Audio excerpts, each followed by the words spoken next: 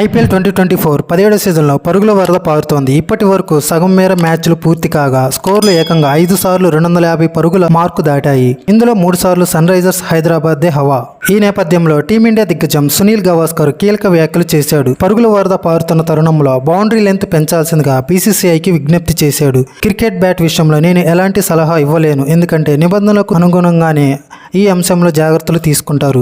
అయితే నేను చాలా కాలంగా చెప్తున్నట్లుగా ప్రతి గ్రౌండ్లో బౌండరీ సైజు పెంచాలి. అడ్వర్టైజ్మెంట్ బోర్డును కాస్త వెనక్కి జరపాలి. అసలు క్యాచ్కు సిక్సర్కు పెద్ద తేడా ఉండటం లేదు. ఎల్ఈడి కూడా ఇంకాస్త వెనక్కి వెళ్ళాలి. అలా అయితే కనీసం 2 నుంచి 3 మీటర్ల మేర బౌండరీ లెంత్ పెరుగుతుంది. లేదంటే బౌలర్లు ఎప్పుడు బాధితులుగానే మిగిలిపోవడం ఖాయం. టీ20 క్రికెట్లో గత కొన్ని రోజులుగా పెను మార్పులు వస్తున్నాయి. బ్యాటింగ్ కోచ్ నెట్స్లో ఇదే మీకు చివరి రౌండ్ అని చెప్పినట్లుగా ఆటగాళ్లు గ్రౌండ్లోకి రాగానే బ్యాట్ జులిపిస్తూనే ఉన్నారు. కొన్నాళ్ళకు ఇది బాగానే ఉంటుంది, కానీ ఆ తర్వాత అంతా ఎగ్జైట్గా అనిపించదు. ఈ విషయం గురించి స్పష్టంగా చెప్పేందుకు పదునైన పదం వాడదామనుకున్నా, కానీ ఇప్పుడు కాదు అంటూ సునీల్ గవాస్కర్ ప్రతిసారి హిట్టింగ్ చేయడం బోర్ కొట్టించే అవకాశం ఉందని పేర్కొన్నాడు.